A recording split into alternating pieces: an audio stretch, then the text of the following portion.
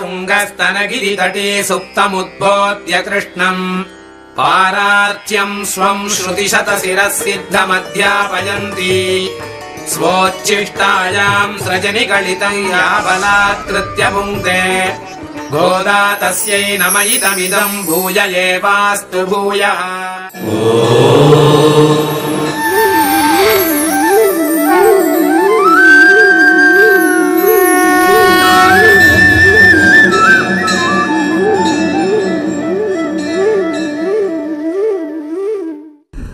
ఓం నమో వెంకటేశాయ. ధనుర్మాసం అనగానే మనందరి మదిలో మెదిలేది గోదాదేవి రచించిన తిరుప్పావై. గోదాదేవి మధుర భక్తికి ప్రతీక. సాక్షాత్తు శ్రీరంగనాథుడిని తన పతిగా చేసుకుని తరించిన మహాభక్తురాలు. శ్రీరంగనాథుడిని తన నాథుడిగా చేసుకునేందుకు ధనుర్మాస వ్రతాన్ని ఆచరించి 30 రోజుల పాటు 30 పాసురాలతో అలౌకికమైన జ్ఞానాన్ని అందించిన శ్రీ గోదాదేవి అమ్మవారిని ఈ మార్గశిర మాసాన స్మరించడం ముక్తిదాయకం. భూదేవి అంశగా శ్రీవిల్లిపుత్తూరులో అవతరించిన ఆండాళ్ తల్లి ఉపనిషత్ సారంగా తిరుప్పావై దివ్య ప్రబంధాన్ని భక్తలోకానికి అందించింది. మార్గశిర మాసంలో నోమునోచి భగవంతుని చేరే మార్గాన్ని ఆచరించి చూపించింది శ్రీ గోదాదేవి అమ్మవారు. ఈ ధనుర్మాసం సందర్భంగా తిరుప్పావై దివ్య ప్రబంధ సారాన్ని రంగవల్లిక, గానం, నృత్యం, ప్రవచనం, స్తుతి రూపంలో సభక్తిపూర్వకంగా మీకందిస్తూ శ్రీ వెంకటేశ్వర భక్తి ఛానల్. వీక్షించండి, ధరించండి.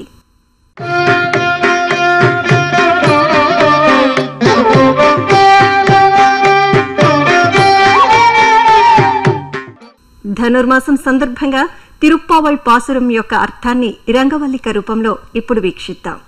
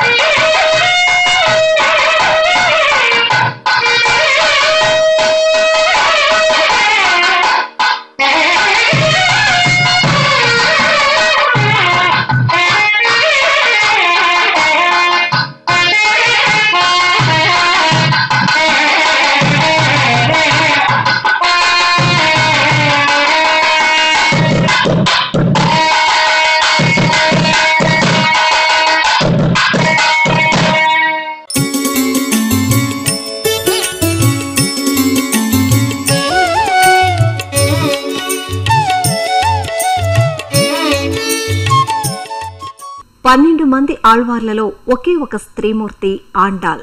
ఆమె రచించిన 30 పాసురాలలో 29వ పాసురాన్ని విద్యార్థులకు నేర్పుతున్న శ్రీమాన్ లక్ష్మీ నరసింహన్ గారి ద్వారా మనము నేర్చుకుందాం. శ్రీవిల్లి పుత్తూరు అనే ఊరిలో విష్ణుచిత్తులు అనే పేరుగల ఒక భక్తుడుండేవారు. ఆ ఊరి దైవమైన వటపత్రసాయికి రోజూ తులసిమాలికలు కట్టి సమర్పిస్తూ ఉండేవారు. ఆయనకు తులసివనంలో గొప్పు తవ్వుతుండగా ఒక బాలిక దొరికింది. ఆమెయే ఆండాళ్ గోదాదేవి. జనకునికి సీతాదేవి దొరికినట్లుగా తనకు దొరికిన ఈ బాలికను విష్ణుచిత్తులు గోదై అని పిలిచి అల్లారు ముద్దుగా పెంచసాగారు. బాల్యం నుంచి భక్తి వైరాగ్యాలు కలిగి భగవంతుని యందే ఆసక్తి కలిగి ఉండేది. కృష్ణుడినే వివాహం చేసుకొనవలెనని సంకల్పించింది. ఆ కోరిక తీరాలంటే పూర్వం గోపికలు కాత్యాయనీ వ్రతం చేశారని పెద్దల వలన తెలుసుకుని తాను కూడా మార్గశీర్ష స్నానరూపమగు ధనుర్మాస వ్రతమును ఆచరించింది. అదియే 30 పాసురాలతో కూడిన తిరుప్పావై దివ్య ప్రబంధం. తాను ఆ వ్రతమును ఆచరించి మనము కూడా భగవంతుని పొందాలనే కోరికతో గోదాదేవి మనకు అందించిన గ్రంథం ఈ తిరుప్పావై, అనగా శ్రీవ్రతం. తిరు అనగా శ్రీ, పావై అనగా వ్రతం, శ్రీప్రదమైన వ్రతం. ధనుర్మాసంలో ఉపనిషత్సారమైన ఈ తిరుప్పావైని గానం చేస్తే సకల ఐశ్వర్యాలు సిద్ధిస్తాయి. ఈరోజు పాసురాన్ని నేర్చుకుందాం. షిట్రుం சிறுகாலே வந்து உன்னை சேவித்து உன் ஒற்றாமரை அடியே போற்றும் பொருள் கேளாய் பெற்றம் மெய்த்து உண்ணும் குலத்தில் பிறந்து நீ உற்றேவள் எங்களை கொள்ளாமல் போகாது எற்றை பறைகொள்வான் இன்றுகான் கோவிந்தா எற்றுக்கும் ஏழே பிறவிக்கும் உந்தன்னோடு உற்றோமேயாவோம் உனக்கே நாம் ஆள் செய்வோம் மற்றனம் காமங்கள் மாற்று ஏலோர் எம்பாவாய். ஆண்டாள் திருவடிகளே శరణం. గోదాదేవి గోపికలతో కలిసి ఈ పాసురంలో కూడా తన ఆర్తిని తెలియజేస్తోంది.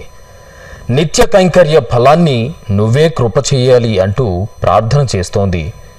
గోవింద, తెల్లవారుజాముననే వచ్చి నీ పాదపద్మాలకు మంగళం పాడాం.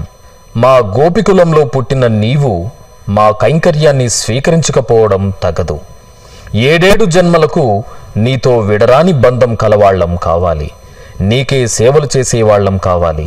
మాకు ఇతరమైన కోరికలు ఏమీ లేవు అంటున్నారు.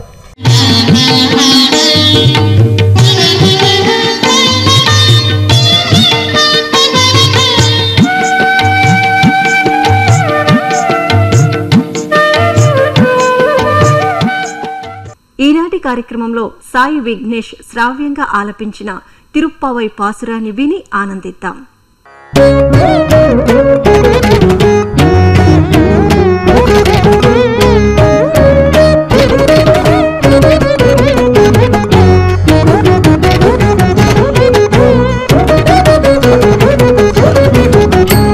சிற்றன்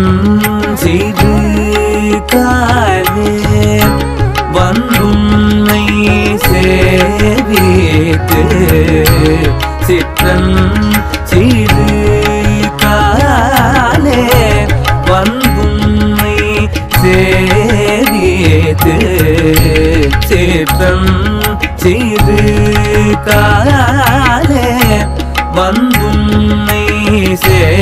சேவித்துவும் பொற்றாமரை அடியே போற்றும் பொருள் கேளாய் பொற்றாமரை அடியே போற்றும் பொருள் கேளாய் பொற்றாமரை அடியே போற்றும் பொருள் கேளாய் பெற்றமை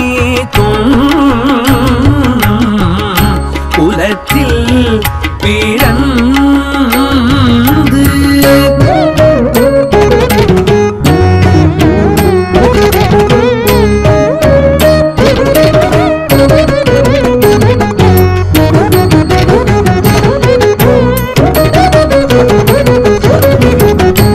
பெற்றமை குலத்தில் பிறந்து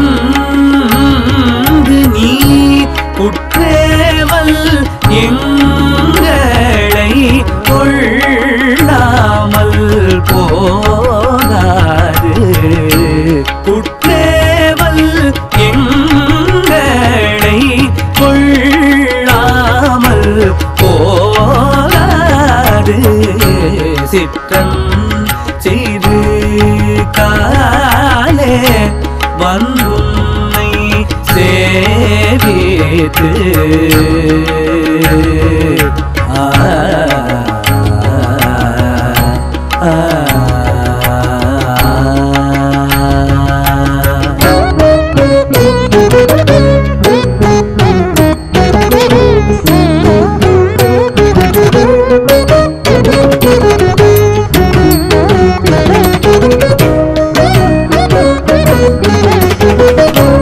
இற்றை பறை கொள்வான் அன்று காண்போவிந்தா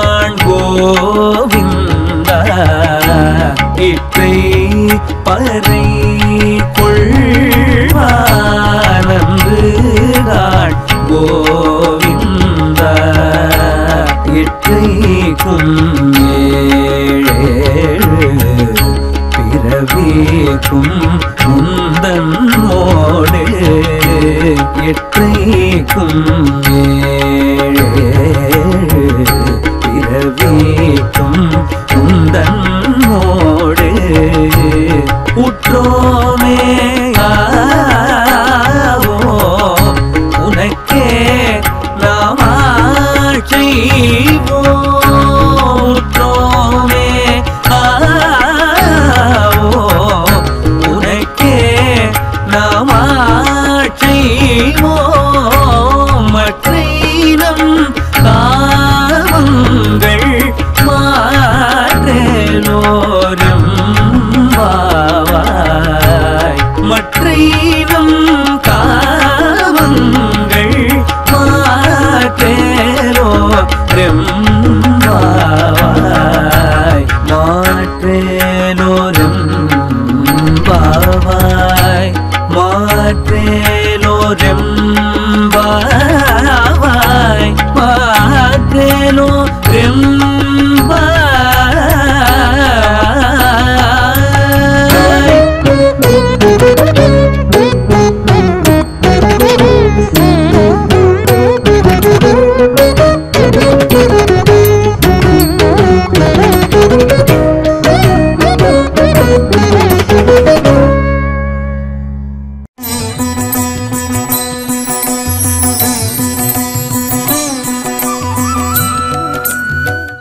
శ్రీమాన్ గుదిమేళ్ల మురళీకృష్ణమాచార్యుల వారి తిరుప్పావై ప్రవచనాన్ని ఇప్పుడు విందాం.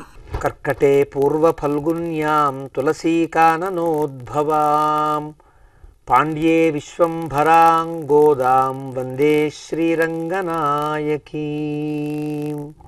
భగవద్బంధులారా, 28 పాసురాలను ముగించుకుని 28 నాళ్ల పాటు ఈ వ్రతాన్ని ఆచరించి 29వ నాటికి చేరాం. ఈ 29వ పాసురాన్ని 30వ పాసురాన్ని ఫలశ్రుతి పాసురములు అని మనకి శాత్తుమరైలో తిరుప్పావై వ్రతమును ఆచరించిన తర్వాత నిత్యము మంగళాశాసనంలో సమయంలో పఠించేటువంటి పాశురములుగాను ఈ రెండిని మనం అనుసంధానం చేస్తాం. రెండే కాదు, ఇప్పుడే కాదు, ఆలయములలో లేక గృహములలో తిరువారాధనలో తిరుప్పావై సేవాకాలము చేసినా చేయకపోయినప్పటికి కూడా ఈ రెండు పాశురములు అనుసంధానం చేస్తూ చామర కైంకర్యం చేస్తాం మనం. అంటే ఒకవేళ ఇళ్లల్లో కావచ్చు, దేవాలయములు కావచ్చు, మందిరములు కావచ్చు, సన్నిధులు కావచ్చు, ఏదైనా సరే నిత్యము కూడా ఉదయం పూట పల్లాండు తిరుప్పళేచి తిరుప్పావైన ప్రబంధములను సేవాకాలం చేసి ఆ తిరుప్పావై సేవాకాలం తర్వాత ఈ రెండు పాశురములను ఉంచుకుని ఆరాధన చివరిలో మంగళాశాసనం చేసే సమయంలో ఈ రెండు పాశురాలు విన్నవిస్తే ఆరాధన పూర్తవుతున్నట్లుగా మన పెద్దలు ఒక క్రమాన్ని అందించారు. ఈ క్రమాన్నే కొన్ని వేల సంవత్సరాలుగా మనం పాటిస్తున్నాం. ఇందులో ఈ పాశురము పై పాశురము కూడా చిత్తం సిరుగాలే వంగక్కడల్, ఈ రెండు పాశురములు కూడా ఈ పాశురం పూర్తిగా ఫలశ్రుతి చెబుతున్నట్లుగా ఉన్నప్పటికీ కూడా ఇదే ఫలమును చెబుతోంది. ఇదే అసలైనటువంటి గోదమ్మ యొక్క హృదయ ఆంతర్యమును, హృదయములో ఏమున్నదో, ఇప్పటిదాకా చేసిన వ్రతము దేనికోసం చేసిందో, ఇప్పటిదాకా కోరిన కోరికలన్నీ దేనికి సంబంధించిన అవుతాయో, ఏది అసలు కోరికో చెప్పేటువంటి పాశురం. చాలా విలువైనటువంటి విషయమును చెప్పేటువంటి పాశురంగా దీన్ని భావిస్తారు. తర్వాత పాశురంలో విల్లిపుత్తూరు యొక్క స్మరణ, పట్టరపిరా అన్నటువంటి భట్టరాధుల యొక్క స్మరణ, గోదమ్మ తల్లి పాశురాలని మనకు అనుగ్రహించింది. ఈ పాశురాన్ని క్రమం తప్పకుండా అనుసంధానం చేస్తే మీకు భగవంతుడి యొక్క అనుగ్రహం కలుగుతుంది అని చెప్పే ఫలశ్రుతి. రేపటి పాశురం పూర్తిగా ఫలశ్రుతి, ఇది కూడా ఫలశ్రుతియే. ఏది ఫలమో అది చెప్పేటువంటి ఒక అద్భుతమైనటువంటి పాశురం. ఈ పాశురం ఇది ఆనందాన్ని, గొప్ప ఆనందాన్ని కలిగించేది. గొప్ప ఆనందమునకే మోక్షమని పేరు. నిర్వాణము అని అంటారు కొందరు, రకరకాల పేర్లతో పిలిచినప్పటికి కూడా ఆనందము అంటే మోక్షము అని అర్థం. భగవంతుడితో కలిసి ఆనందాన్ని అనుభవించడం అనేది ఈ లోకంలో సాధ్యమయ్యే పని కాదు. అది కేవలం భగవత్ సన్నిధికి చేరిన తర్వాత నిత్య కైంకర్య శ్రీతో ఉండి మనం ఆ భగవంతుని సేవిస్తూ భగవంతుని యొక్క కైంకర్యంలో పొందేటువంటి అనుభూతి ఏదైతే ఉందో అదే పరమపదానందం అని అంటారు. తద్విష్ణో పరమం పదగుం సదా పశ్యంతి సూరయః దివీవ చక్షురాతతం అని అంటారు. అంటే నిత్యసూరులంతా కూడా పరమపదంలో భగవంతుణ్ణి చూస్తూ, అంటే భగవంతుడి కైంకర్యంలో నిమగ్నమై ప్రతి కైంకర్యము ఆయన ముఖ వికాసం కోసమని చేస్తూ వారంతా ఆ పరమపదంలో ఆనందిస్తూ ఉంటారని వేదం చెప్పింది. ఆ ఆనందమనే మోక్షం. ఆ మోక్షం దుఃఖలేశమైనా కలగని ఆనందమే ఆనందం. అంటే ఈ లోకంలో కలిగేటువంటి ఆనందములన్నీ కూడా దుఃఖ సమ్మిశ్రితములై ఉంటాయి. ఇవాళ కలిగిన ఆనందం కలిగిస్తే రేపటికది ఒక విసుగుని కలిగించవచ్చు. ఇవాళ కలిగిన ఆనందంలో చాలా కష్టపడితే ఆ కష్టం తీరేటట్లుగా ఆనందం కలగచ్చు. ఎండలో పరిగెత్తే వ్యక్తికి చల్లటి మజ్జిగ ఇచ్చారనుకోండి ఎవరన్నా, ఆ ఎండలో పడిగినటువంటి ఆ శ్రమంతా మజ్జిగ తాగుతూ తను పోగొట్టుకుంటాడు. ఆ మజ్జిగ తాగుతున్నవాడు కూడా అయ్యో మజ్జిగ అయిపోతుందే అని ఆనందాన్ని అనుభవిస్తూ కూడా దుఃఖాన్ని అనుభవిస్తాడు. ఇవన్నీ దుఃఖ సమ్మిశ్రితములయ్యే మనకు ఆనందములనే కనిపిస్తాయి. లోకంలో ఏ ఆనందమైనా కావచ్చు, వస్తుగత ఆనందం కావచ్చు, వ్యక్తిగత ఆనందం కావచ్చు, హృదయగత ఆనందం ఏదైనా సరే కొన్ని ప్రయోజనాలకి లోబడి ప్రయోజనాలకు పరిమితమై ఉండి దుఃఖ సమ్మిశ్రితమయ్యే కనిపిస్తోంది తప్ప దుఃఖ లేశము కలవని ఆనందం ఒక్క ఆనందం తప్ప బ్రహ్మానందం అని అంటారు దానిని. బ్రహ్మానందం అంటే బ్రహ్మతో కలిసి పొందే ఆనందము బ్రహ్మానందం. సోష్ణుతే సర్వాన్ కామాన్ సహ బ్రహ్మణా విపశ్చితేతి. బ్రహ్మతో పరబ్రహ్మతో కూడి మనం పొందే ఆనందం ఏదైతే ఉంటుందో ఆనందం, ఆ ఆనందాన్ని భగవంతుడు ఒక్కడే ఇవ్వగలడు. శ్రీమన్నారాయణుడు మాత్రమే ఇవ్వగలడని శాస్త్రము చెప్పింది, వేదము చెప్పింది, శిష్టులు చెప్పారు. ఆ రకమైన పరంపర నడుస్తున్నటువంటిది. ఇది ఇంకో దేవతలు ఇవ్వలేరా? బ్రహ్మరుద్ర మహేంద్రాది దేవతలంతా గొప్ప గొప్ప దేవతలు ఉన్నారు కదంటే వారి ఏమిస్తారో ఎలా ఇస్తారో భగవద్గీతలో తానే స్వయంగా చెప్పిన మాట కదా. వారంతా కూడా తమకి పై అధికారులు ఇచ్చినటువంటి దానిని ఒక బట్వాడా చేసేటువంటి ఉద్యోగులు తప్ప తమకు తాముగా ఉద్యోగం ఇచ్చేవారు కారు. లోకంలో ఒక వ్యక్తికి ఒక వ్యక్తి ఉద్యోగం ఇస్తుంటే ఉద్యోగం ఇచ్చిన వ్యక్తి కంటే గొప్ప వ్యక్తి ఒకరు ఉంటారు. అలా రకరకాలుగా ఉండి పైన ఉండేటువంటి గవర్నరో ఒక ముఖ్యమంత్రో ఈనాడు ప్రధానంగా ఉండి ఇతర వ్యక్తుల ద్వారా ఉద్యోగములు ఇప్పించినట్లుగానే లోకంలో లౌకిక అనుభవాన్ని పట్టి చెప్పే మాట. భగవంతుడు కూడా తాను స్వయంగా ఇవ్వదలిచి తాను స్వయంగానే ఇస్తాడు. తక్కిన వాటి అన్నింటినీ కూడా ఇతరుల ద్వారా మనకి ఇప్పిస్తాడు. యో యో యాం యాం తనుం భక్తః శ్రద్ధయార్చితుమిచ్చతి తస్య తస్యాచలాం శ్రద్ధాం తామేవ విదధామ్యహం. ఎవరు ఏ రూపంతో ఉండే, నాకన్నీ రూపాలే కదా, ఈ లోకంలో కనిపించే ముక్కోటి దేవతలంతా కూడా, చరాచర జగత్తంతా నేను అంతర్యామిగా కలిగినటువంటి శరీరములే కదా.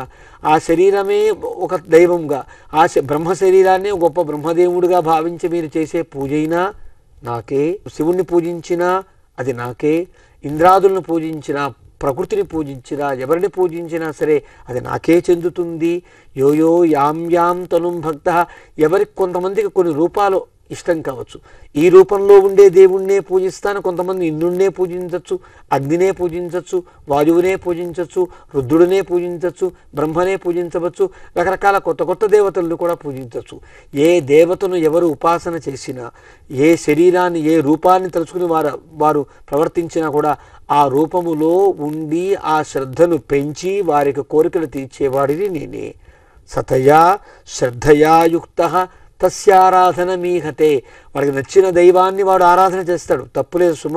కాకపోతే ఆ ఆరాధన చేసే సమయంలో లభతే చ తతః కామాన్, ఆ దేవత నుంచి అనేక రకాల కోరికలను పొందుతున్నట్టుగా భావించి, ఓహో ఈ దేవతవే నాకు ఇన్ని రకాల కోరికలు తీరుస్తోంది అనుకుంటాడే, అది పెద్ద తప్పేం కాదయ్యా. కానీ వాడు గుర్తించని అంశం, గుర్తించవలసిన అంశం, గుర్తించకపోతే నష్టపోయే అంశం ఒకటి. మయైవ విహితాన్ హితాన్, నేనే వారి ద్వారా ఆ ఫలములను అందిస్తున్నానని వాడు గుర్తించలేకపోతే వాడు అభాగ్యుడే అవుతాడు. అది అవిధిపూర్వకమైన ఆరాధనే అవుతుంది అని తాను ఘంటాపథంగా చెప్పిన మాట. భగవద్గీతలో కృష్ణ పరమాత్మ చెప్పిన మాట. ఒక తండ్రితో ఒక దెబ్బలాడిన కుమారుడు ఉన్నాడు అనుకోండి, వాడు తండ్రితో కలహించి ఇల్లు వదిలి వెళ్ళిపోతాడు. వెళ్ళిపోయి ఒక సత్రం ఎక్కడా పడుకోవడా, ఎవరింట్లో పడుకోవడానికి ఎవరో అంగీకరించరు కదా, సత్రములు ఉంటాయి, సత్రము బయట పడుకుంటాడు. లోపల పెడితే ఎవరు ఏం తిడతారో తెలీదు, సత్రం బయట పడుకుంటాడు. ఆ బయట పడుకున్నటువంటి ఆ కుర్రవాడిని గుర్తించినటువంటి సత్రపు యజమాని, ఓహో ఈ పిల్లవాడు ఫలానా పిల్లవాడు కదా అని ఆ తండ్రి గారికి కబురు చేస్తారు. వారంటారు, నాతో వాడు విభేదించాడయ్యా, ఎక్కడన్నా వాడు సుఖంగా ఉండం కావాలి, నీకు నెలకు కొంత డబ్బులు ఇస్తా, వాడికి హాయిగా అన్నము బట్ట కొని అంటూ ఈయన డబ్బులు పంపిస్తాడు. ఈయన పంపించిన డబ్బులతో ఆ సత్రపు యజమాని పిల్లవాడిని పోషిస్తున్నట్లుగా ఉంటాడు. కానీ పిల్లవాడికి తెలిసింది సత్రపు యజమానే నాకు దేవుడు, ఆయనే తండ్రి, ఆయనే పోషిస్తున్నాడు, ఆయన వల్ల కదా నేను పెరుగుతున్నాను అనుకుంటూ పిల్లవాడు ఉండేటువంటి స్థితి ఎట్లాంటిదో. లోకంలో దేవతాంతరములను ఆశ్రయించి వారి ద్వారా పొందేటువంటి ఫలములన్నీ వారే ఇస్తున్నారు అనుకుని వారి వెనుక ఉండేటువంటి నన్ను అవజానంతి మా మూఢాః, నన్ను తెలుసుకోలేకపోతున్నదే, తత్వేన అతశ్చ్యవంతితే, నన్ను తెలుసుకోలేకపోతున్నారు కాబట్టి వారంతా దిగజారిపోతున్నారయ్యా. ఫలముల కంటే మోక్షానికి రాకుండా వాళ్ళు కింద ఐహికమైన సుఖములలో పడి మళ్ళీ పుట్టవలసి వస్తుందని తాను చెప్పాడే. అలాంటి స్థితిలో భగవంతుణ్ణి మాత్రమే పొందగలిగేటువంటి స్థితి, భగవంతుడే ఇవ్వగలిగినది మోక్షము అని అంటారు.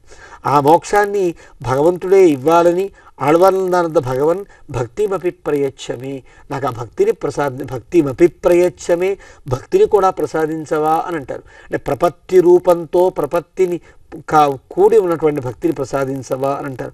భగవద్ రామానుజులు కూడా శ్రీభాష్య మంగళ శ్లోకంలో భవతు మమ పరస్మిన్ సేముషీ భక్తి రూప శ్రీనివాసే పరబ్రహ్మణి శ్రీనివాసే భవతు మమ పరస్మిన్ సేముషీ భక్తి రూప, వెంకటాచలం మీద వేయించేసి ఉన్నటువంటి శ్రీనివాసుని యందు సేముషీ భక్తి రూప సేముషీ మమ పరస్మిన్ దేహి, నాకు భక్తి రూపాపన్నమైన జ్ఞానమును ప్రసాదించవా హే భగవన్ అంటూ భగవద్ రామానుజులు ఈ శ్రీభాష్యాన్ని మంగళాచరణ చేసేటప్పుడు మన వెంకటాచలాధిపతి అయినటువంటి పరమాత్మను కోరుకుంటారు. అంటే ఇవన్నీ పారమార్థికి భగవచ్చరణారవింద శరణాగతిర్ యథా అవస్థిత అవిరతాస్తుమే అని కనుక వాడు ప్రార్థన చేస్తే లక్ష్మీదేవి ఆశీర్వదిస్తూ అస్తు తే, నీకు అలాంటి భక్తి కలుగుగాక, అలాంటి భక్తి రూపాపన్న జ్ఞానము నీ యందు వికసించుగాక అని లక్ష్మీదేవి సాక్షాత్తుగా భగవద్ రామానుజులను ఆశీర్వదించింది అని శరణాగతి గద్యలో మనకు తెలుస్తోంది.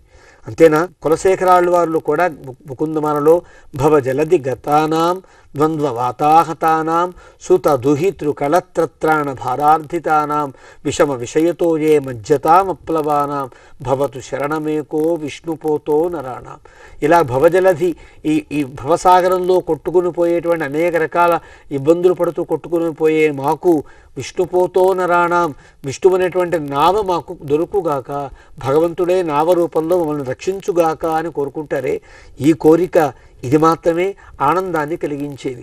భగవంతుడు మాత్రమే మనకి మోక్షాన్ని ప్రసాదించగలడని నమ్మవలసినది. మోక్షమిచ్చేతు జనార్దనాతు, ఇది శాస్త్రం. ఆ రకంగా మోక్షాన్ని ప్రసాదించేవాడైన ఆ మోక్షాన్ని ప్రసాదించేప్పుడు భక్తి ప్రపత్తి ఈ రెండూ కూడా మనకి కావలసినటువంటి అంశములు. భక్తి అనగా అది ఫలాంతరాన్ని సహించదు, వేరే ఫలాన్ని కోరుకోదు. భక్తి భగవంతుని యొక్క దీనినే కోరుకుంటుంది. ఆ భగవంతుని యొక్క ప్రాప్యం పొందడానికి అనేక రకాల సాధనాలను అవలంబిస్తుంది తప్ప ఫలాంతరాన్ని అయితే వేరే కోరుకోదు. కానీ భక్తి ఫలాంతరాన్ని సహించదంటారు, కానీ ప్రపత్తి సాధనాంతరాన్ని కూడా సహించదు. అంటే ఆ భగవంతుడు ప్రాప్యం అనుకుంటే ఆ భగవంతుడే ప్రాపకం తప్ప వేరే ప్రాపకం ఉన్నది అనేటువంటి ఆ భగవంతుని పొందడం కోసం వేరే సాధనం ఉంది కదండి, ఆ సాధనం కూడా ఒప్పుకోనిది ప్రపత్తి. భక్తి ఫలాంతరాన్ని సహించదు, ప్రపత్తి సాధనాంతరాన్ని సహించదంటారు. అలాగా ఈ భక్తిని ఈ తిరుప్పావైలో పూర్వార్ధము చేత సాధనాంతర పరిత్యాగ పూర్వకమైన ప్రపత్తిని కోరుకుంటారు. ఉత్తరార్ధంలో ఫలాంతర శ్రద్ధారాహిత్య పరమైనటువంటి భక్తిని ప్రసాదించమని కోరుకుంటారు. మత్తైనం కామంగళ్ మాత్తు, భక్తికి ప్రాణభూతాలైనటువంటి సకలేతర కామ పరిత్యాగమే మనకి లభించినది కాదు, అది భగవంతు యొక్క అనుగ్రహం వల్లనే లభిస్తుంది అంటూ వారు కోరుకుంటారు. ఈ గత తిరుప్పావై ప్రబంధంలో 5వ పాసురంలో తూయోమాయి వందునాం అని అంటారు. ఆ తర్వాత 16వ పాసురంలో తూయోమాయి వందోం అని అంటారు. అంటే పరిశుద్ధులమై వచ్చితిమి, పరిశుద్ధులమై వచ్చినాము అని 2 పదములు వాడతారు. ఈ 2 పదములు ప్రపన్నులు బాగా తెలియవలసినటువంటి ప్రపన్నులు. ఇందులో ఒకటి సిద్ధోపాయనిష్టగా ఉండవలసినటువంటి పారిశుద్ధ్యం, రెండవది సాధ్యోపాయనిష్టగా ఉండవలసినటువంటి పారిశుద్ధ్యం. ఈ రెండూ కూడా ఉండి ఈ 2 దోషములు ఈ 2 కలిగి ఉండాలి.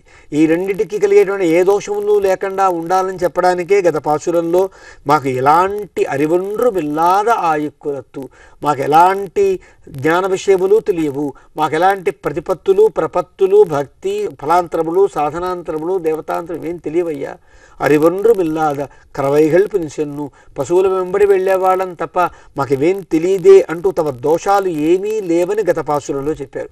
ఈ పాసురంలో సిద్ధోపాయాన్ని స్వీకరించిన ప్రపన్నులు ఎలా ఉంటారో చెప్తున్నారు. ముందుగా ఈ కైంకర్యం ఎప్పుడు లభించునో అని తొందర ఉండాలి. ఈ సిద్ధోపాయాన్ని స్వీకరించిన ప్రపన్నులకి ఆ భగవంతుని యొక్క కైంకర్యం ఎప్పుడు లభిస్తుందా అని త్వర కలగాలి. ఫలమునే సాధనంగా భావించేటువంటి ఒక కలత ఉండాలి. భగవంతుడే నాకు సాధనం అనేటువంటి ఒక ఉద్యమ విధానం తనకు ఉండాలి. ఫలము విషయమై తమకు గల ఆర్తిని ఎదిగించి భగవంతుని బలవంతపరుచుకునేటట్టుగా ఉండేటువంటి స్థితి ఉండాలి. ఆ కైంకర్యం పురుషార్థం ఎడబాయకుండా ఉండేటట్టుగా చూసుకునేటువంటి విధానం ఉండాలి. ఆ ఫలము చిక్కగానే ఆటంకాలు పోగొట్టమని అపేక్ష ఉండాలి. ఆ ఫలము చిక్కింది, నాకు ఇంకా ఈ ఫలమును నా చేజారనివ్వకుండా చేజారనిచ్చేటువంటి ఆటంకమును తొలగించమనేటువంటి ప్రార్థన ఉండాలి. ఇవన్నీ సిద్ధోపాయ నిష్ఠులు ఉండేటువంటివి. ఇవన్నీ కూడా ఈ పాసురంలో కనిపిస్తాయి. ముందుగా ఈ పాసురాన్ని అనుసంధానం చేసుకుని తర్వాత ఉండే అర్థాన్ని తెలుసుకునే ప్రయత్నం చేద్దాం మనం. సిత్తం సిరుగాలే వందున్నై చేవిత్తు ఉన్ పొత్తామర ఎడియే పోత్తుం పొరుள் కేళాయ్ பெத்தம் மீத்துண்ணும் குலத்தில் பிறந்து நீ குத்தேவலங்களை கொள்ளாமல் போகாது இத்தப்பறை கொள்வான் நன்றுகான் கோவிந்தா எத்தைக்குமேஷேஷு பிறவிக்கும் உந்தன்னோடுத்தோமே யாவோம் உனக்கே நாமாட்செய்வோம் மத்தேனங்காமங்கள் மாத்து ఏలోరెంబావాయ్. సిత్తం సిరుగాలే అంటే సిత్తం సిరు కాలే, చిట్టి చిట్టి చీకట్లతో మేలుకొని వచ్చాం అంటే ఈ కాలాన్ని కీర్తిస్తున్నారు. ఈ కాలం ఎలాంటిది? చాలా చలిగల కాలం, రాత్రి ఎక్కువగా ఉండే కాలం, ప్రొద్దున్నే తెల్లవారుజామున వెలుతురు తక్కువ చీకటి ఎక్కువగా ఉండి అలాంటి కాలంలో వందున్నై చేవిత్తు నిన్ను సందర్శించడానికి వచ్చినారం. ఉన్ పొత్తామరయిడియే పోత్తుం పొరుள் కేళాయ్, నీ పొత్తామనడిగే బంగారముల వలె ప్రకాశించేటువంటి నీ పద్మాల వంటి నీ పాదార విందముల యందు మంగళాశాసనము నిన్ను స్తోత్రం చేయడం ముఖ్య కారణంగా వినవయ్యా. నీ పాదముల యందు మేము చేసే విన్నపం విజ్ఞాపనం ఇదిదమద్యతు మామకీనం అంగీకురుష్వ అన్నట్లుగా నీ పాదముల సన్నిధిలో. ఎలాంటి పాదములవి? బంగారము వంటి పాదములు. అంతేనా? ఒక పద్మముల వంటి శైత్యము, ఆకర్షణీయత, మార్దవము ఇవన్నీ కలిగినటువంటి పాదములు. పద్మముల వంటి బంగారము వంటి పాదములు, బంగారు పద్మముల వంటి పాదములయ్యా. ఆ పాదముల సన్నిధిలో మేము చేసేటువంటి పొరుల్ కేళాయ్ మా యొక్క ముఖ్య కారణాన్ని వినవా. పెత్తం మేయిత్తుండుం కులత్తిల్ పిరందు. పశువులు తింటే తప్ప, పశువుల కడుపు నిండితే తప్ప మా కడుపు నింపుకొనకూడదనే దీక్ష పట్టిన కుటుంబాలు అవి. అంటే మేము పెంచే పశువులు, పాడి ఆవులు కానీ, గేదెలు కానీ, దూడలు కానీ ఇవన్నీ ఉంటాయి. వాడి కడుపు నిండిందని తెలిసిన తర్వాతే మేము తినాలని ఒట్టు పెట్టుకుని ఆ జీవితాన్ని గడుపుతున్న వాళ్ళం మేము. అలాంటి మా కులంలో నీవు అవతరించావు కాబట్టి పెత్తం మేయిత్తుండుం కులత్తిల్ పిరందు అలాంటి అవతరించినటువంటి కృష్ణ పరమాత్మ నీవు. నీ కుత్తేవల్ ఎంగళై కొల్లామల్ పోగాదు. నీ అంతరంగ దాసులమై ఉండేటట్లుగా మాకు ఒక అవకాశాన్ని, ఒక భాగ్యాన్ని కలిగించాలి. నీవు నీ అంతరంగ సేవకులకు దాసులమైన మమ్ము అంగీకరించక తప్పదు.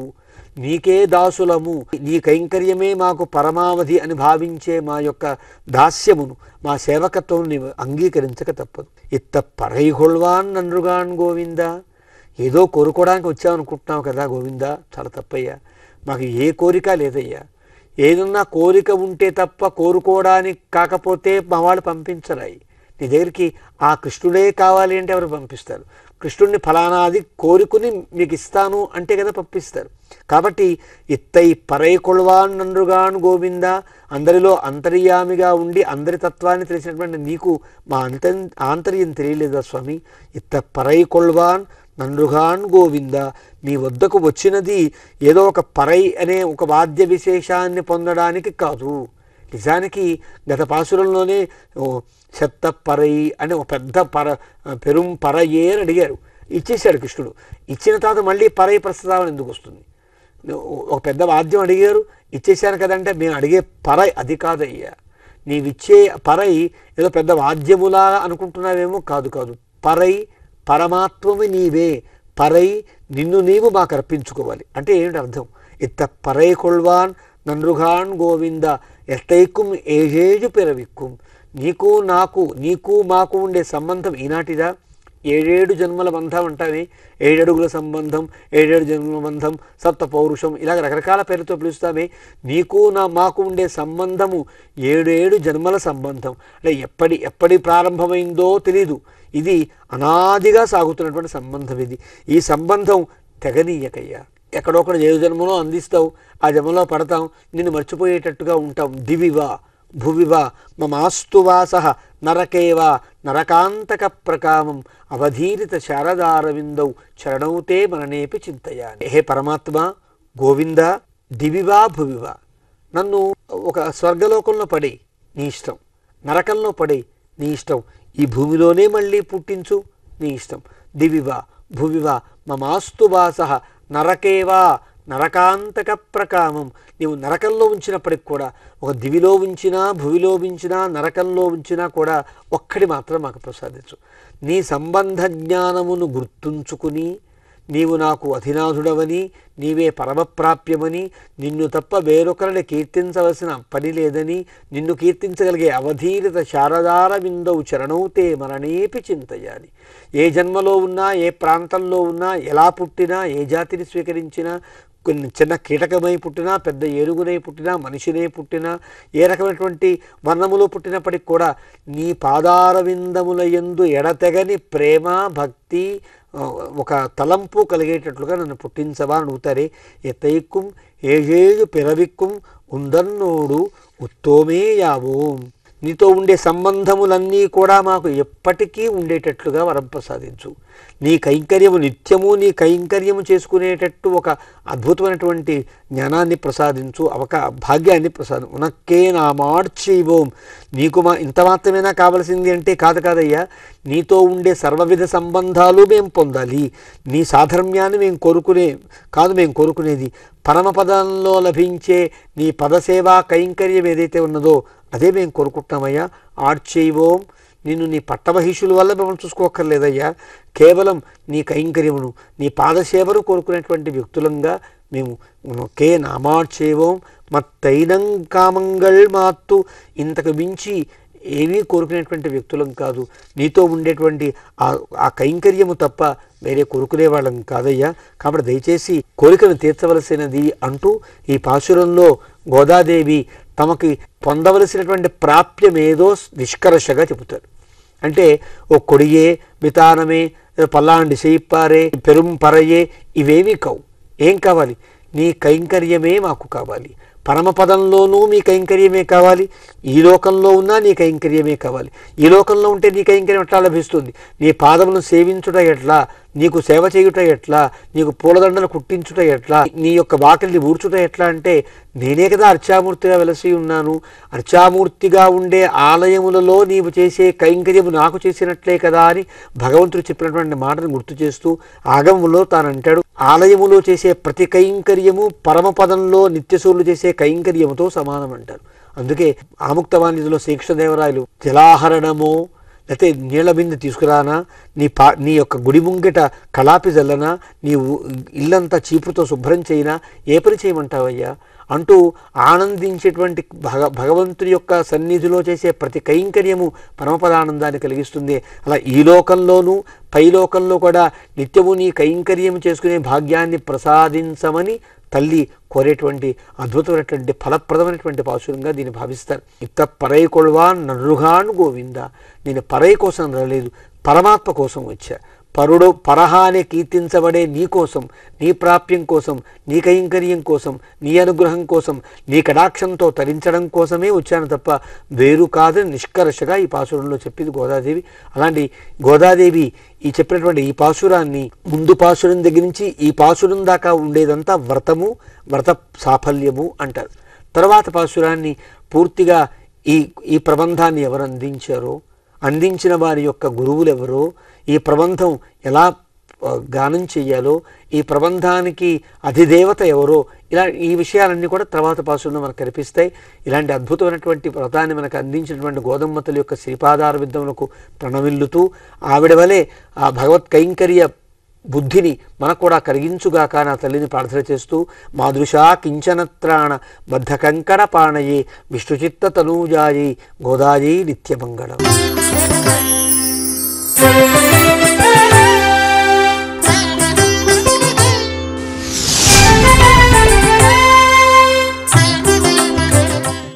ఇప్పుడు తిరుప్పావై పాసుర వైభవాన్ని తెలిపే నృత్యాభినయాన్ని వీక్షిద్దాం.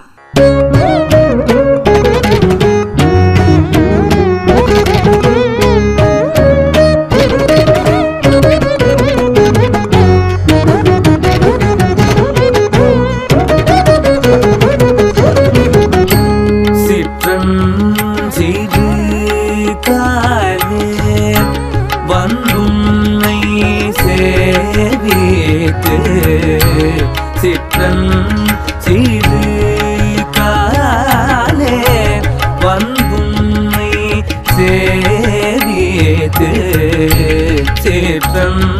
சிறு காலே வந்துன்னை சேவித்து பொற்றாமரை அடியே போற்றும் பொருள் கேளாய் பொற்றாமரை அடியே போற்றும் பொருள் கேளாய் பொற்றாமரை அடியே போற்றும் பொருள் கேளாய் பெற்றமை குலத்தில் பிறந்த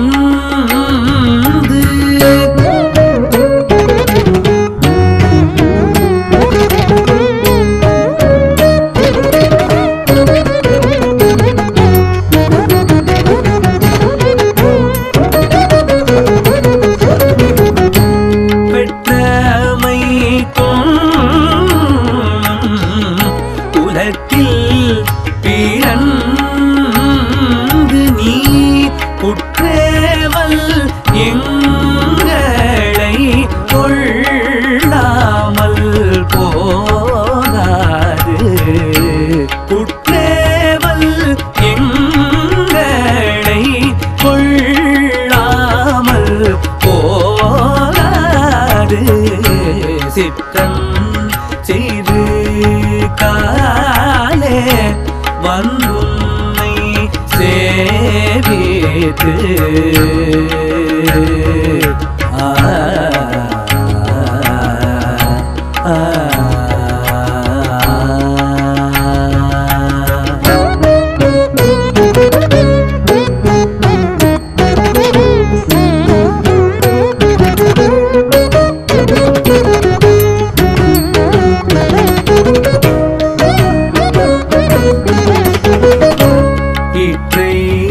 பறை கொள்வான் அன்று காண்கோவிந்தா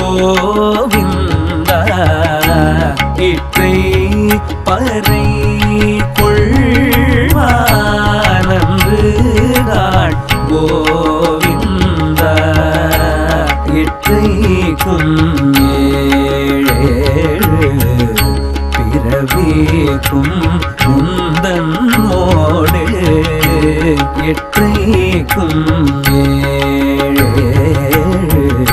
பிறவிக்கும் முந்தன்னோடு உற்றோமே உனக்கே நாமாட்சி உற்றோமே உனக்கே நாமாட்சி மற்றம் காமங்கள் மாற்றலோரம் பாவாய் மற்றம் காமங்கள் மாற்றலோரம் பாவாய் மாற்றலோரம் பாவாய் மாற்றலோரம் பாவாய் மாற்றலோரம்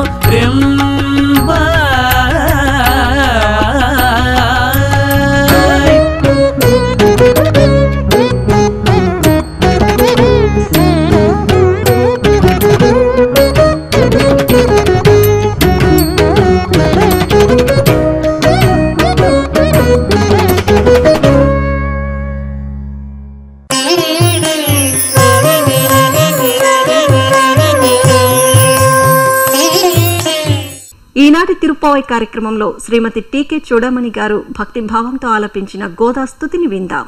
ఉల్లాస పల్లవిత పాలిత సప్తలోకి నిర్వాహ కోరకిత నేమ కటాక్షలీలా శ్రీరంగహర్మ్యతల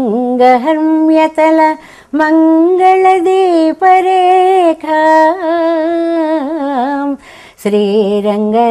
శ్రీరంగరాజమహిషీం శ్రియమాశ్రయామః.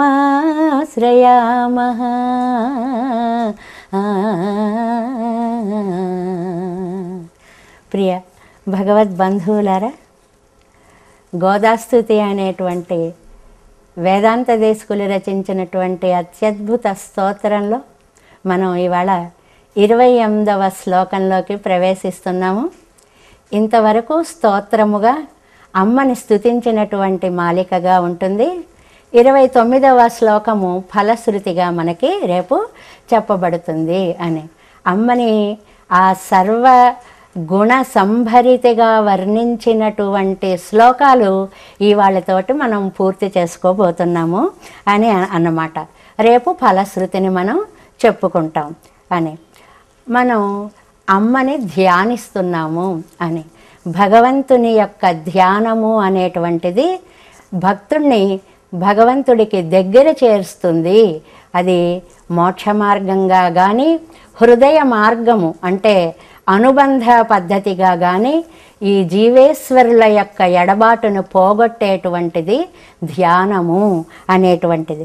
ఈ ధ్యేయ రూపాన్ని ఎప్పుడూ స్మరించుకుంటూ ఉండడాన్నే ధ్యానము అని మనం అంటాం. ఇది ఒక సాధనలో చాలా అత్యద్భుతమైనటువంటి స్థానాన్ని పొందినటువంటిది అని.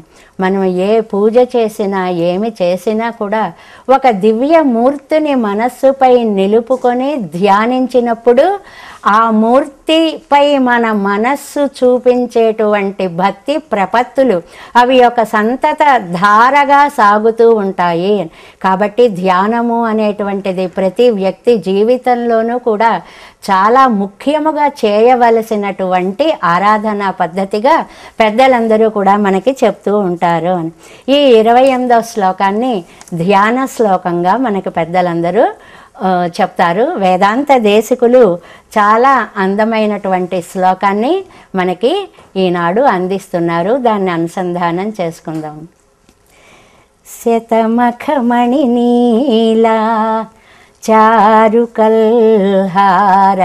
హస్త స్తనభరనమితాంగీ సాంద్రవాత్సల్య సింధు अलकविनिहिताभिः स्रग्भिः आकृष्टनाथ विलसतु हृदि गोदा विष्णुचित्तात्मजानः शतमखमणिनीला चारुकल्हार हस्ता. అమ్మ ఆండాళ్ తల్లి చాలా అందమైనటువంటి కల్హారాన్ని చేతితో, కలువ పువ్వుని చేతితో పట్టుకొని ఉంటుంది. లక్ష్మీదేవి కమలాన్ని, గోదాదేవి కల్హారాన్ని ధరిస్తుంది. అటు పద్మం, ఇటు కలువ పువ్వు రెండు కూడా అందంగా స్వామికి సువాసనలని అందిస్తూ ఉంటాయి అన్నమాట. అది శతమఖమణి నీలా. మొట్టమొదటిది అసలు ప్రప్రథమ శ్లోకంలో వేదాంత దేశికులు శ్రీ విష్ణు చిత్త కులనందన కల్పవల్లి అంటూ అమ్మని ఒక అందమైనటువంటి కల్పలతికగా ప్రారంభిస్తారు వర్ణన అనేటువంటిది. ఇక్కడికి వచ్చేటప్పటికి విలసతు హృది గోదా విష్ణు చిత్తాత్మజ నహ. విష్ణు చిత్త విష్ణు చిత్త. ప్రథమ శ్లోకం విష్ణు చిత్తుల వారు, ఈ చివర ధ్యాన శ్లోకం విష్ణు చిత్తుల వారు. విష్ణు చిత్తమయం కావాలి అంటే మన హృదయం సాక్షాత్తు శ్రీ మహావిష్ణువుని తనలో నింపుకున్నది కావాలి అనేటువంటి విశేష అర్థం ఈ రెండు పదాల మధ్యన కూడా ఆద్యంతములలో నిక్షేపించారు వేదాంత దేశికులు అనేది మనకి ఈ సూత్ర రచనలో కనిపించేటువంటి ఒక ప్రత్యేకత అన్నమాట. అమ్మ శతమఖమణి నీల, ఇంద్ర నీల మణి సన్నిభమైనటువంటి కాంతి కలిగినటువంటిది. ఇది ఇంద్రనీలమణి అనగానే అది భోగానికి ఐశ్వర్యానికి చిహ్నం అండి. ఏడుకొండల వాడికి చాలా ప్రత్యేకమైనటువంటి మణిగా ఈ మణిని ధరింపచేస్తూ ఉంటారు అని. అమ్మ అంత అందమైనటువంటి ఆ కాంతి, ఉజ్వలమైనటువంటి కాంతి కలిగినటువంటి తల్లి అని. చారు కల్హారహస్త, చారు అతి అందమైనటువంటి కల్హారము, ఆ కలువ ఉందే దాన్ని హస్తమునందు ధరించింది. నిన్న మనం చెప్పుకున్నాం, అది పట్టుకోవడం కూడా ఆవిడ అతి సుకుమార గాత్రి కాబట్టి చాలా కష్టమే. అయినా కూడా ఆ సుగంధ పరిమళాలు, ఆ శోభకత్వము, ఆ వర్ణము అవన్నీ కూడా ఆమెకు పోటీ వచ్చేటువంటి ఆ పుష్పాన్ని చేతిలో ధరించి శ్రీరంగనాథుని కనులకు విందు చేస్తోంది అమ్మ అంటూ చేతిలో పువ్వుని ధరించినటువంటి హస్తాన్ని ఒక్కసారి మన కనుల ముందు ఉంచారు వేదాంత దేశికులు. స్తనభరణమితాంగి, సాముద్రిక శాస్త్రం ప్రకారము కూడా ఒక పద్మిని జాతి స్త్రీకి వక్ష సౌందర్యము అనేటువంటిది ఆ బరువు వల్ల కొంచెము ముందుకి వంగినటువంటి శారీరక శోభ కలిగినటువంటిది అనేటువంటి విశేష వర్ణనాన్ని ఇక్కడ చెప్తూ సాంద్రవాత్సల్య సింధు, ఇది వాత్సల్యము అనేటువంటిది సముద్రంలా లోపల పొంగుతోంది అని గుణవర్ణనకి వెళ్ళింది. పైన ఆ కాంతి, శరీర కాంతి కానీ, ఆ పద్మం కానీ, ఆ వంగిన శరీరం కానీ, ఇంచుక వంగిన శరీరము కానీ శారీరక శోభ చిత్రాన్ని చూపిస్తే వాత్సల్య సింధుత్వం అనేటువంటిది లోపల నిండినటువంటి దయాగుణాన్ని, గుణ సౌందర్యాన్ని మనకి తెలియచేస్తోంది అని. అలక వినిహితాభిః స్రగ్భిః ఆకృష్టనాథ. ఆ నాథుణ్ణి తన దండలతోటి ఆకృష్ట దండ వేసి పట్టుకుంది అని అన్నారు అందంగా. ఎలాంటి దండ? అలక వినిహితాభిః స్రగ్భిః.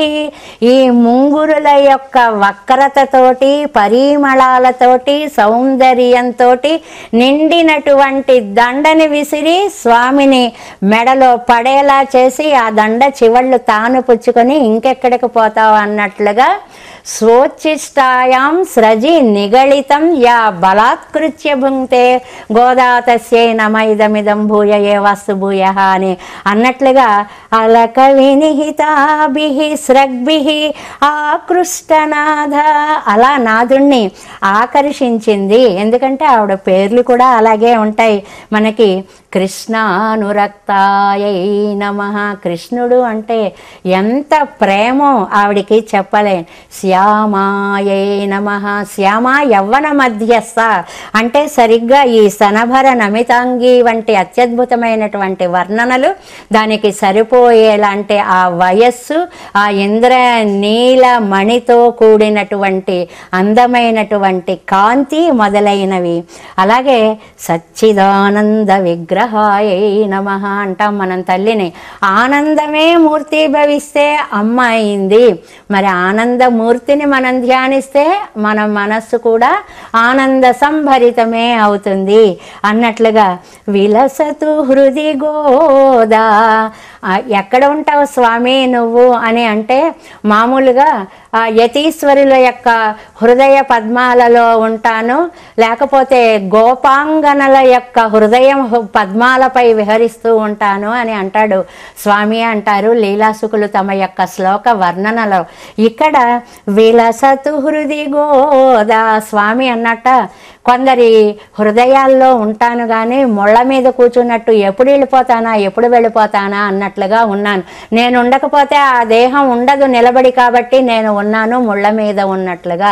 కానీ భక్తుల యొక్క హృదయాల్లో ఉన్నప్పుడు స్వామి అంటట విలసతు ఆనందంగా. ఆహా ఎంత బాగుంది, ఇక్కడే కూర్చొని ఉండాలి ఎప్పుడు కూడా, ఇది ఒక స్వర్గాన్ని తలపింప చేస్తోంది అంటూ ఆనందిస్తూ సుఖ ఆసీనుడై ఉండడం అనేటువంటి ఒక తత్వాన్ని చెప్పినట్లుగా ఇక్కడ గోదాదేవి కూడా విలసతు ఆనందంగా హృది నా మనస్సులో కొలువు తీరి విష్ణు చిత్తాత్మజాన. విష్ణు చిత్తుని యొక్క ఆత్మజ అయినటువంటి గోదాదేవి నా హృదయ సీమలో ఆనందంగా విహరించాలి అనేటువంటి ప్రార్థనని వేదాంత దేశికులు అద్భుతంగా చేసినటువంటి ధ్యాన శ్లోకము. అందువల్ల ఈ శ్లోకాన్ని ప్రతినిత్యము కూడా ఆరాధన సమయంలో చదువుకుంటూ అమ్మా నా హృదయ సీమకి వచ్చావా, మనం షోడశ ఉపచారాలు చేస్తాము, రమ్మని ఆహ్వానిస్తాం. ఆ ఆహ్వానించినటువంటి సందర్భంలో ఇంత అందమైనటువంటి నీ కోసమే ఒక సింహాసనంగా మార్చుకున్న నా హృదయానికి నువ్వు వచ్చి విలసతు కొలువు తీరి ఉండాలి అని మనం అమ్మని ప్రార్థించాలి అంటారు పెద్దలు. అంతేకాకుండా ఈవిడ యొక్క లక్షణాలు ఏవి తీసుకుంటే అవే. ఇందులో మనకి ఒక 6 విశేషాలు చెప్పారు వేదాంత దేశికులు అని.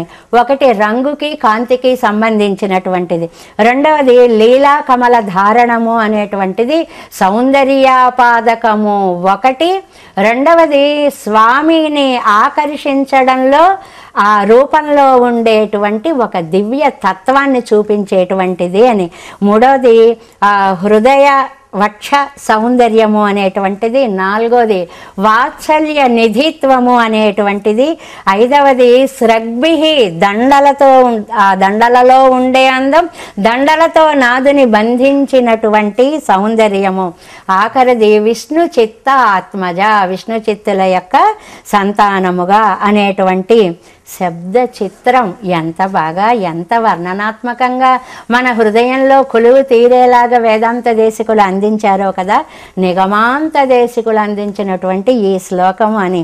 ఎందువల్లంటే ఈవిడ ఎక్కడావిడ వచ్చి మన హృదయంలో కూర్చోవాలండి? అసలు ఆవిడ ఉండేటువంటి స్థానం మనకు ఎక్కడైనా దరిదాపుల్లో ఉందా? వైకుంఠంలో ఆవిడ కొలువు తీరి ఉంటుంది. మనకి శ్రీపరాశర భట్టర్ అనేటువంటి స్వామి చెప్తారు, యద్దూరే మనసో యదేవ తమసః పారే యదత్యద్భుతం యత్కాలాదపచేలిమం సురపురీ యద్గచ్చతో దుర్గతిః సాయుజ్యస్య యదేవ సూతిః య అథవా యద్దుర్గ్రహం మద్గిరాం తద్విష్ణో పరమం పదం తవ కృతే మాతః సమామ్నా శిశుః యద్దూరే మనసో.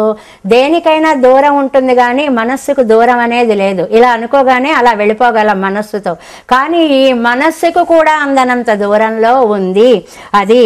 అలాగే రజస్తమస్సులకు దూరంగా ఉంది, అద్భుతమైన మాహాత్యం కలిగిన స్థలంలో ఉంది, కాలానికి అందనిది, ఈ కాల పరిణామాలేవి కూడా చెందనటువంటిది, స్వర్గం కూడా ఎందుకు పనికిరాదని నిరూపించేటువంటిది, విష్ణు సాయుధ్యాన్ని అందించేటువంటిది, అతీతమైనటువంటి అద్భుతమైనటువంటి ఆ వైకుంఠంలో ఉండే ఆ జనని గోదామాత వచ్చి విలసతు మమ హృది గోదా విష్ణు చిత్తాత్మజాన.